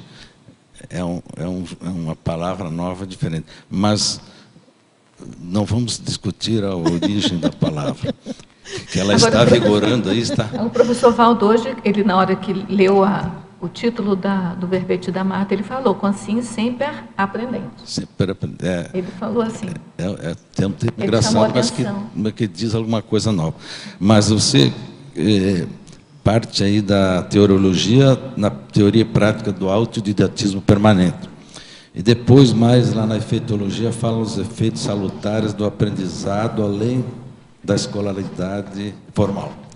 Sim. E voltando ao que estava se discutindo antes, né, com relação à leitura, na tua caracterologia, aí, nos 19 itens citados, né, entre uns importantes, né, você vê a neofilia, a mentassomaticidade e a curiosidade. Mas para mim, essa bibliofilia, né, e a leitura é o principal item que eu acho dessa listagem. Não sei se para você é mesmo, porque o ser humano, né, bibliófilo, frequentador de livrarias, bibliotecas, sebos, papelarias, o tal rato de biblioteca, eu acho que é o principal item dessa listagem. Concorda ou tem outros argumentos? Então, vamos começar do início. Você falou do tema consciência sempre aprendente. Porque na ideia inicial, seria escrever sobre o autodidatismo evolutivo. Por isso que nós trabalhamos com o tema consciência sempre aprendente. Porque é aquela consciência que, a partir da escolaridade formal, ela vai agregar o paradigma consciencial e vai investir no seu processo evolutivo. Mesmo depois de formada, doutorada e... Mesmo depois de formada, com doutorada, porque ela sabe que ela é uma consciência. Com todos os adjetivos qualificativos que você quiser colocar, pode colocar. Mas é importante ressaltar que ela é uma consciência, apesar de tudo isso, né? Então, o que eu coloquei também aqui? Na própria definição, nós verificamos que até o final da existência intrafísica. Por que até o final da existência intrafísica? Tem aí dois vieses. Primeiro, a SOCIM prioriza apenas o estudo para aquelas pessoas que estão na fase adolescente. Por quê? Aquelas pessoas vão trabalhar e depois não se fala mais em estudo. Nós temos a história aqui de uma senhora que, aos 97 anos, formou-se Você viu a notícia, né? Em direito, 97 anos de idade. Então, ela trabalhou 50 anos ao lado do marido. O marido não permitia que ela estudava, depois que ele dessomou. Então, os sonhos, eles vão sendo resgatados assim. Agora, na consciência sempre aprendente, tem escolaridade formal? Tem. Mas quando a pessoa agrega o paradigma consciencial, automaticamente tudo muda para ela. Porque a prioridade depois vai ser o processo de evolução consciencial. Tá? Então, além do estudo normal, ela vai estudar também o parapsiquismo, vai estudar os dicionários cerebrais, querer aumentar os dicionários cerebrais. E uma série de outras questões, vai querer resolver questões de vidas passadas. Entra também a questão das retrocognições. Então, tudo isso entra em jogo. E isto vale principalmente para a pessoa que não pensa que existe só uma vida, que aí então não valeria a pena estudar, seria, então, no caso, aproveitar a vida, ou jogar baralho, ou bocha, ou essas coisas, enquanto que o entendimento de uma multidimensionalidade ou outras vidas é que leva a pessoa a essa esse desejo. Mas você não conhece pessoas que são assim extremamente intelectuais e que são materialistas? Eu acho que não é muito paradigma, não. Eu acho que já vem de... Não estou dizendo que não seja. Pode ser, assim, se for do ponto de vista mecânico, né? Você sabe que a vida vai terminar ali, a pessoa vai fazer o que mais gosta. Agora, gostar dessa coisa mais de atividade, de esporte, vai depender lá do sistema nervoso central da pessoa. E tem pessoas que não gostam muitos disso. Intelectuais, né, que a vida inteira... Tem pessoas que não gostam disso, né? O prazer não está ficar jogando, correndo. Ao contrário, eu por exemplo, né? Se bem que não sirvo de exemplo, não, mas parar para pensar bem, correr cansa. Então, a pessoa que quer aproveitar a vida não vai ficar correndo, né? Mas são atividades paradoxais. Por exemplo, assim, quando eu vim para cá, para Foz do Iguaçu, eu só queria ficar direto no holociclo. Mas aí você verifica que seu corpo não aguenta. Não aguenta. Então, você precisa colocar exercício físico para contrabalançar. Ou seja, se você não coloca exercício físico, aí o cérebro começa a não funcionar bem, o corpo já começa a dar problemas. Então, nós colocamos, sim, sabe, você vai porque precisa. Não porque aquilo é agradável, prazeroso. Quem gosta de estudar muito, em geral, tem dificuldade em fazer exercício físico. E o outro viés também que eu tinha colocado aqui na definição, até o final da existência intrafísica, é que nós não sabemos onde que nós vamos ressomar na próxima vida, né? De repente, vamos ressomar na África, que não tem nenhuma escola. Então, será que nós vamos ter uma maxi proex, uma mini proex, uma vida curtinha? Então, aproveitar ao máximo essa vida atual, estudando tudo que nós podemos até o último segundo. Até o item 18 também é importante, né? Porque a questão do poliglotismo, para a gente não deixar nunca de aprender novas línguas. Sim, os novos idiomas. Por quê? Até por uma questão de rapport, para fazer assistência para consciências que conhecem apenas outros idiomas. Obrigado. Marta. Oi. Acho que você conseguiu atingir bem o objetivo do verbete, que é contribuir para que as pessoas se motivem, né, a estudar. Eu queria agregar aqui mais um ponto. Eu fiquei pensando, quando escutei você falar, que para pessoas que não têm o hábito de ler, a Rosa falou agora há pouco que correr cansa. Para muitas pessoas, estudar e ler cansa. Então, como é que a pessoa faz essa virada? Eu acho que o fato de, sem dúvida, o que você trouxe ficou muito claro, que é importantíssimo. Mas para quem não tem o hábito, por exemplo, eu gosto muito de correr. Para mim, correr não cansaria, né? Hoje em dia, gosto demais de ler. Quando eu conhecia a Conscienciologia, o meu valor à leitura era mínimo. Eu tinha uma graduação, uma especialização e tranquilo. Então, desenvolver esse hábito me ajudou muito a nível de autopesquisa. Eu teria uma sugestão e uma pergunta. Primeira sugestão seria o seguinte: você acha que para quem não tem o hábito de ler algo útil, o que seria útil? Direcionado ao processo evolutivo da pessoa, para começar, poderia ser interessante? Por exemplo, a pessoa que descobre o processo evolutivo dela, Ela vai focar na área que mais dói, onde ela precisa analisar. Vamos dizer que seja que ela é ansiosa ou que ela tem algum padrão. Estudar sobre isso talvez seja uma forma de motivá-la a ler. Né? Não sei o que você acha. Pode ser isso daí, e pode ser também uma outra questão, Fabiana. Um assunto que a pessoa goste. Por exemplo, quando eu saí da faculdade de física, a linguagem da física é a matemática. Sim. Então, o meu conhecimento era aquele. Joia. Quando eu cheguei na Conscienciologia, tinha o Projeciologia, você imagina. E nós tínhamos que estudar para fazer prova, e a partir daí você começa a gostar da leitura ou resgatar. Por quê? Porque aquele assunto é importante, é um assunto gostoso, você quer saber mais. Aí aquilo motiva, né?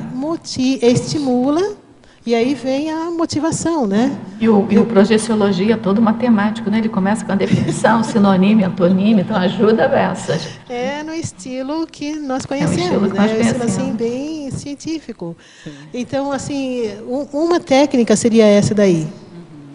Aí uma coisa leva a outra, né? No momento que a pessoa abre, porque eu vejo que a leitura é como você abrir uma gaveta. Quando você abre e começa a tomar gosto, e ela funciona da mesma forma que os livros ou os verbetes. A pessoa começa a escrever, daqui a pouco aquilo vira uma vitamina. Né? Sim. A pessoa não quer mais parar. Ela vai encaixando na rotina e ela vai vendo a produção, o resultado, e aquilo dá um salto. Né? Isso. A leitura seria, acho que, essa mesma linha. Né? Por aí. E aí eu queria que você comentasse na página 15 o teu paradoxo, porque você colocou ali o paradoxo de estudar sem ir à escola. Quando você se refere a isso, não necessariamente que você não deu o máximo de valor à educação formal, mas seria a partir da formalidade da sequência no autodidatismo nesse sentido? Eu levo muito em consideração a escolaridade formal, sim. O nosso problema com relação à escolaridade formal é que tem aquela grade curricular que nem sempre contempla as necessidades da consciência. Então, aí é que entra a questão que eu coloquei aqui na paradoxologia. Depois que a pessoa passou pela escolaridade formal, aí sim que ela pode continuar estudando, preenchendo as lacunas do seu conhecimento, sem precisar voltar à escola. É nesse sentido. Você sabe que eu fiquei pensando aqui, como seria bom se nós pudéssemos fazer uma faculdade de intraconsciencialidade, né? Que bacana que ia ser se as pessoas pudessem se formar e ser especialistas nelas, né? Que seria a faculdade do processo evolutivo. Mas, o que você acha? Eu vejo que isso daí, a gente pode até perguntar para o professor Waldo, mas eu vejo que a batalha dele toda é essa. Pois é. Porque a questão das tertúlias, mini-tertúlias, e ele vai delegando para que aquelas pessoas formem outros grupos e permaneça a ideia. Sim. Então, por exemplo, o tertuliário, quando nós temos aqui as mini-tertúlias, continua ainda nesse holopensene de incentivar o debate, o círculo mental somático. É um incentivo ao debate, é um incentivo à cognição, é um incentivo para que nós recuperemos os cons.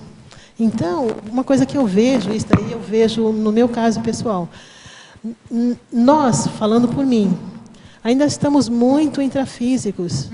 Se nós tivéssemos um pouco mais de percepção multidimensional, a coisa seria outra. Sim, quando chega uma consciência nova aqui, normalmente, quem percebe? Aquela pessoa que tem mais parapsiquismo.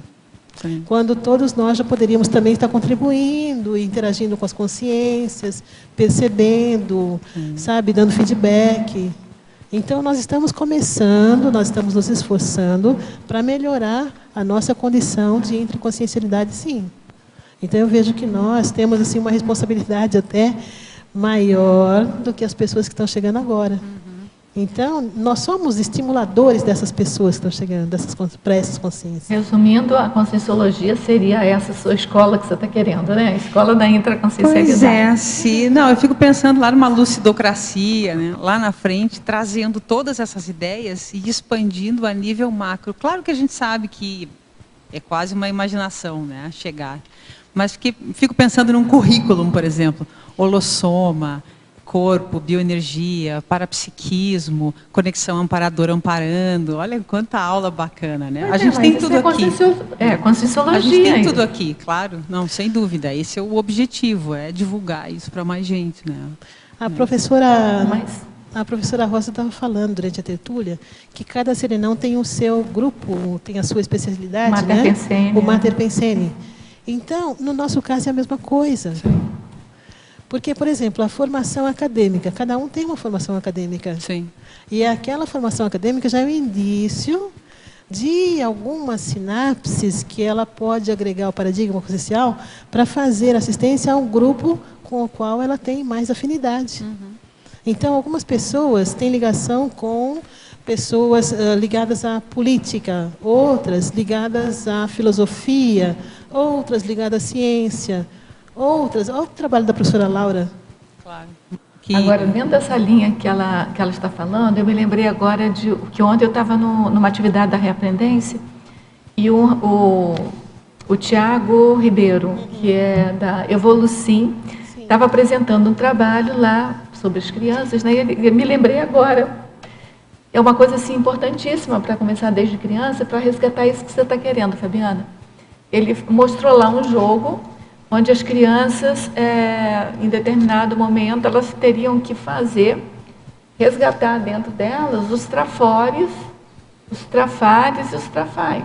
Ótimo. Com 5 anos já pode fazer um jogo desse. Fantástico. Então, aí eu fui perguntar, né, a curiosidade, assim, de quais seriam os trafores e quais seriam os trafares, né, que elas identificavam, crianças com 5, 6 anos. Aí ele estava me dizendo que trafores são os que a gente já imagina, intelectualidade, ajudar as pessoas, porque são recém-chegados no curso intermissivo. E que trafores e trafares, eles ainda não tem tino ainda para os trafares, que eu acho extremamente natural, claro, né? Mas eles já despertam para os trafais, porque na hora que eles estão jogando com as outras crianças, quando dizem, eu tenho a intelectualidade, aí o outro desperta, não, eu ainda não tenho. E aí eu fiquei pensando, gente, que maravilha você já com 5, 6, 7 anos, jogar esses joguinhos, né? Para despertar trafais, trafores, valores, né? Que a gente chama tanto, né? De valores. Mas você começa a estudar sobre valores, princípios, objetivos, metas, só depois de adulto, já lá, né? Exato. Quando você estuda, né? Porque na matemática a gente não estuda sobre isso. Você sabe, eu comecei a trabalhar, eu sou arquiteta, mas eu abri uma vez por semana uma linha chamada Coaching de Vida, que começou com os clientes e foi indo, acabei.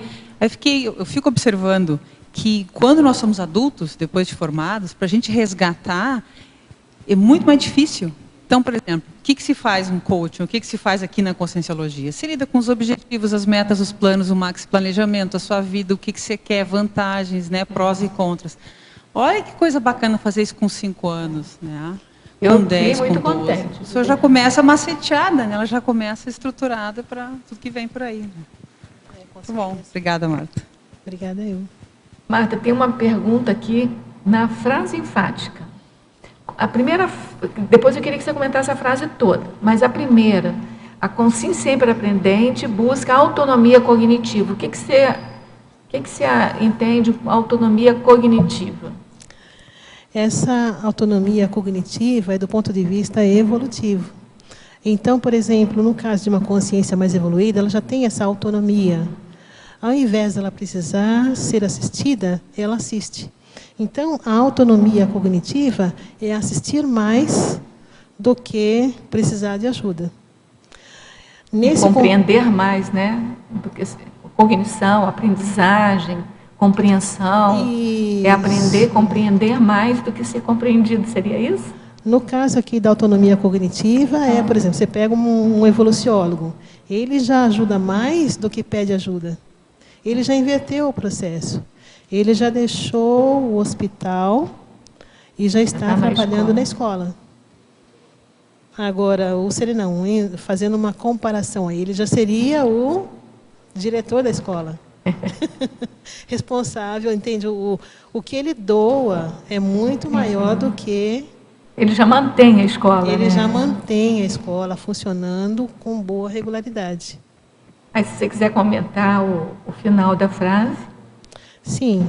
Por meio dos autoesforços continuados, no caso, essa consciência sempre aprendente aqui, ela vai tornar-se professora e aprendiz de si mesma, visando preencher o próprio gap cultural com relação aos conhecimentos adquiridos no curso intermissivo, os conhecimentos adquiridos na condição de consciência que ela possui. Então, esses autoesforços, eles são continuados para manter a persistência, para manter assim a consolidação das conquistas. Esses autoesforços também, nós podemos pensar que nós já trazemos vários conhecimentos de vidas passadas, de vidas anteriores, e nós estamos atualizando em cada vida a nossa autobiografia também. Nós não podemos desprezar os esforços que nós fizemos em vidas anteriores, né? Então, eu vejo que essa condição aqui é uma condição bem ligada à paragenética também. Agora, uma das coisas interessantes que nós podemos verificar nesses itens aqui da página 16, 17. Página 16 e 17, né? A caracterologia. O primeiro item que ele fala assim da acabativa. A consciência sempre aprendente, ela precisa ter sempre a questão da acabativa. Isso é assim fundamental. Por quê? Porque a iniciativa, deixa as coisas assim abertas, iniciadas, isso daí, além de dar um desgaste para a pessoa, não está sendo assistencial. Por quê? Porque não finaliza o trabalho para poder fazer a assistência que aquilo precisa ser divulgado, né? Aí também um item que foi colocado, o item 5, a bibliofilia, o estudo, a questão da pesquisa, a questão das livrarias, a questão dos sebos. Então, tudo isso é muito importante também. Eu anotei aqui o 12, que é o empreendedorismo também. Isso. Quando você coloca empreendedora da autocognição, tem a ver com essa busca da autonomia cognitiva, né? Sim, tem a ver, sim. Agora, é interessante também verificar, no caso do... Gostaria que o Cádio falasse, no caso dele, a questão da escrita dos 18 livros que ele fez, né? Isso daí também tem ligação com a consciência sempre aprendente, né? O que é ser autor de 18 livros, por exemplo? Isso é interessante. Isso aí vem do início, inclusive fora do autodidatismo, da leitura e do treino da escrita, né? Resultado disso, mas também se depreende que vem de uma paragenética, né? Da repetição de alguma coisa. Então, por quê? Isso eu me pergunto sempre, por que eu nascido na roça, como se diz, né? Sem nenhum antecedente literário, conhecido, escritor, como é que eu fui ter essa predisposição de escrever desde cedo? Porque eu, desde que me conheço por gente, no primário já comecei autodidatismo, eu andava sempre na frente. Eu quando acompanhava os alunos na série, eu já estava lendo os livros da outra série, porque aquele já tanto assim que eu não sei como explicar que eu já entrei no primário aprendendo a ler. O fenômeno que eu não tive dificuldade nenhuma, porque meu pai, já há 4, 5 anos, me lembro que ele recebia um jornal atrasado e ele me ensinou as letras. E aí eu fui aprendendo a ler, então não tive dificuldade nenhuma de ler. Então, essa predisposição toda, creio que além, né, dessa veia, que a gente chama veia literária, ou leitura, ou escrita, veio anteriormente de outras existências, na qual já me viram como escriba, né, ou coisa assim, o monge, cuidador de biblioteca em mosteiro. Então, tudo isso vem acumulando e só aflorou desde os 7, 8 anos, né, quando comecei o ensino formal. E daí, mas eu não dispensava a leitura, tanto assim que eu já falei aqui que minha mãe vivia dizendo que eu me cuidasse, porque eu ia ficar cego de tanto ler. Então, mas além disso eu praticava muito, né? tanto línguas como o resumo de livro, frases. O importante é isso, não é só ler, porque a pessoa ler pode ter o conhecimento para falar, mas o importante também é registrar, escrever e gastar papel, como se gastava na época e agora, né? Isso tudo leva, né, a essa facilidade que a gente tem hoje em dia de escrever. Então, para mim não foi novidade, mas foi algo já adquirido e trazido, desenvolvido, e ainda bem que eu desenvolvi, porque a tendência era para realizar trabalho no campo, né? Ser produtor rural e esquecer a literatura, mas eu fui o único que continuei, né? Depois as minhas irmãs foram estimuladas também, e tem uma também que se dedica muito à leitura e à escrita. É isso aí. Bem interessante, né? Você vê que quando a pessoa valoriza, tudo isso vem assim de uma maneira bem interessante, né? E tem você coloca na quinta linha de baixo para cima da página 14, na fatologia, a desculpabilização da inexistência do professor. Eu acho que o depoimento do Eucardio acho que corrobora com esse seu item, mas você pode ampliar um pouquinho mais? Porque, na realidade, não tem desculpa para não existirem professores, né? Porque o professor, antigamente, e essa questão está sendo revista atualmente, é que o professor era tido como o sabe-tudo, então dele emanava todo o conhecimento, né? Mas a gente verifica que não é assim. Quando a pessoa valoriza, quando ela tem assim oportunidade de estudar, aquilo traz assim vários benefícios para ela. Tem uma desses exemplos aqui da remissiologia, explicando por que esses alunos foram os primeiros colocados. Por que então, o quê? Não entendi. Por quê? Porque esses alunos foram os primeiros colocados nas universidades. No caso desses alunos, é interessante pelo seguinte, a maioria deles, pelo menos esse primeiro aqui, veio de uma família mais abastada. E para a família, a educação era assim algo muito importante. Eles investiram o máximo no garoto. Entretanto, o garoto tinha uma vida normal. E ele foi aprovado em vários vestibulares. Mas ele já cresceu com uma cabeça diferente. Tem no finalzinho aqui ele coloca: as pessoas saem da faculdade com a única intenção de conseguir um emprego, quando, na verdade, elas deveriam ensinar as pessoas a serem empreendedoras. Então, isso é o comum, é o normal. Você vê, por exemplo, quando a pessoa já tem assim, aquela bagagem de estudar, aquilo já amplia os horizontes. Ela já começa a ver a questão de uma outra maneira, de uma outra forma. E, em contrapartida, tem aqui um outro caso de a turma do funil, que são universitários que foram aprovados, se tornaram universitários, mas eles moravam numa favela. Então, aqui você vê todo o contraponto. Por que esses daqui chegaram à faculdade e os outros não? Né? Você vê assim, bem nítido, né? O esforço que a pessoa faz, a determinação, o preconceito, a questão dos próprios amigos, a rejeição. Então, sabe, é um mundo que a pessoa enfrenta e ela tem que bancar ali todo o esforço que ela faz, né, para conseguir.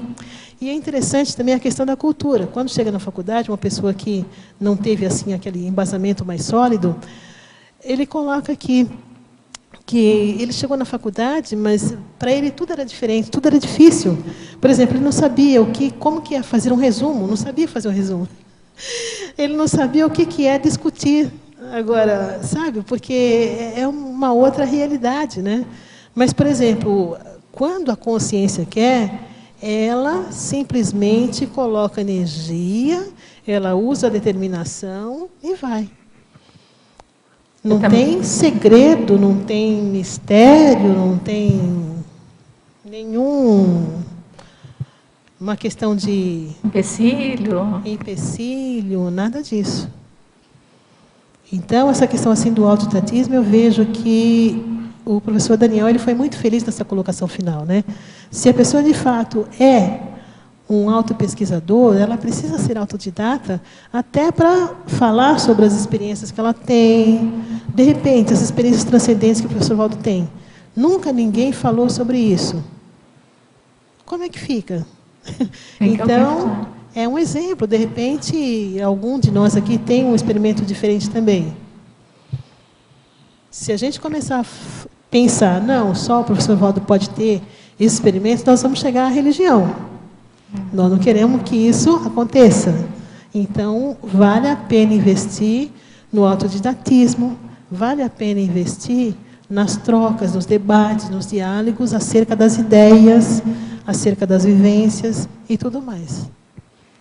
Marta, o nosso tempo... Tem alguma pergunta? Não, né? Porque o nosso tempo já esgotou. Agora já esgotou. A gente parabeniza você, seu verbete foi muito bom para a gente, muito esclarecedor e muito motivador para a gente arregaçar a manga, mais do que a gente já faz, e enfrentar essa luta aí da sempre aprendência, né? Afinal de contas, o nosso caminho é longo, né? Até o Serenão, depois CL, então vamos aprender, né? Tá certo? Bom, a gente aguardamos outros verbetes seus, né? E a gente agradece, então, parabeniza, agradece a sua presença aqui, a presença de todos vocês, as perguntas, a participação, as energias aqui, compondo aqui todo o campo. A gente agradece a todas as perguntas dos teletertulianos, as presenças virtuais de vocês aqui. E aguardamos vocês nos próximos dias de tertúlia. Todo dia a gente tem tertúlia, de 12h30 a 2h30, e a gente convida todos vocês para participarem conosco desse momento aqui. E a gente passa, então, para os nossos comerciais. Obrigado. As pontuações da tertúlia de hoje são 14 assinaturas no livro de presença, 15 perguntas presenciais e 10 perguntas respondidas online. Hoje nós temos 2 recados. A Dalva com o curso Holotecologia e a Daiane com a Escola de Parapsiquismo.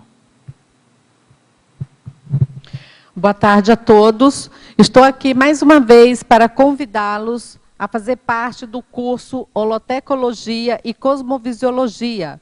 Acontecerá nos próximos dias 24 a 26 de outubro. Essa será a 2ª edição.